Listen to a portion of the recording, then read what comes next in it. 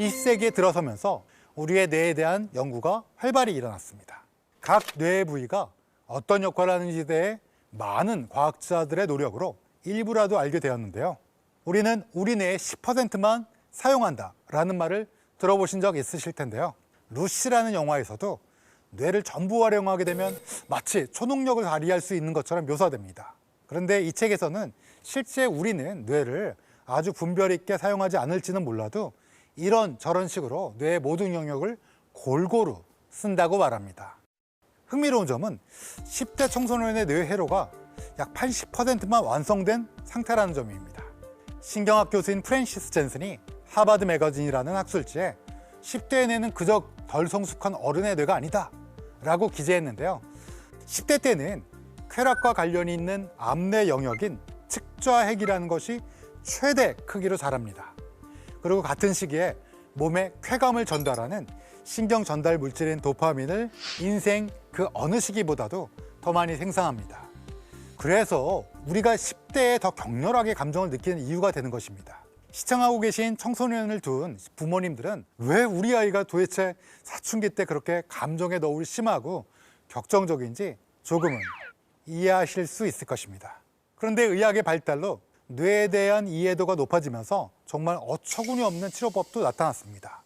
신경학 교수 에가스 모니스는 조현병 환자들의 이마엽을 잘라내면 불안정한 마음이 가라앉을지 알아보기 위해서 시험 삼아 이마엽을 자르기 시작했다.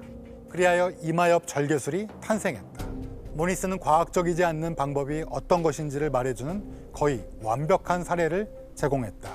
그는 환자가 어떤 손상을 입을지 또는 어떤 결과가 나올지 전혀 생각도 하지 않은 채 무작정 수술을 했다. 포르투갈의 리스본 대학교의 신경학 교수 에가스 모니스는 그 당시 동물을 대상으로 예비 실험조차 전혀 하지 않은 채 정신장애가 있는 환자들의 이마엽, 즉 전두엽을 절개하는 시술을 했습니다. 이마엽 절개술을 받은 환자들의 일부는 덜 폭력적이고 온순해졌으나 성격이 돌이킬 수 없이 크게 손상되었다고 합니다. 수술법의 단점도 많고 어떤 환자에게 해야 하는지에 대한 기준도 없었지만 아이러니컬하게 전 세계적으로 환영을 받아서 1949년에는 노벨상까지 수상하게 됩니다.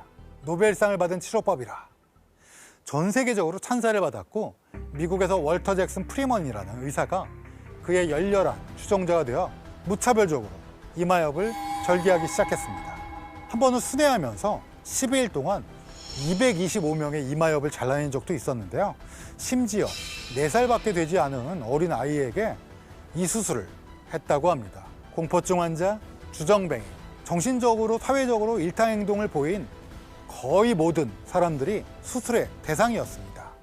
이 수술에 잘 알려진 실패 사례는 케네디 대통령의 여동생인 로즈메리 케네디와 관련된 일화인데요. 책에 따르면 활기차고 매력적인 여성이었지만 때로 고집이 좀 심하게 부리고 기분이 오락가락하는 양상을 보였다고 합니다. 이 때문에 그녀의 아버지는 가족들과 상의도 하지 않은 채 이마엽 절개술을 의뢰했고 결국 실패했습니다. 그 후 그녀는 64년간 말도 하지 못하고 실금을 하는 등 파괴된 삶을 살게 되었다고 합니다. 무차별적으로 시행된 이 시술은 지금 우리들이 보면 공포영화의 한 장면 같습니다. 참고로 이 수술을 본 뉴욕 대학교의 신경학자가 기절을 할 정도로 충격적인 면이 있었습니다. 차마 여러분께 지금 말씀드리기는 어려울 것 같고요. 이 책을 통해 확인하시기 바랍니다.